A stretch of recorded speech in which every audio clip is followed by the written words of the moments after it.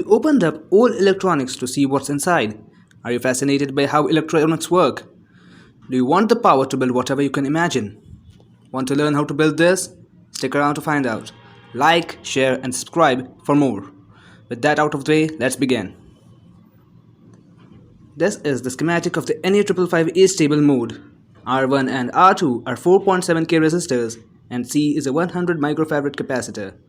Look at the schematic. Now, this is the NE555. Make sure to get the orientation right. The pinout is as follows: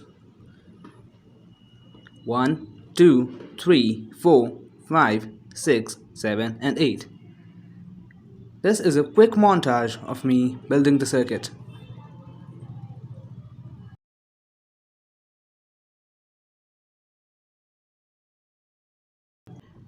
The circuit is now ready.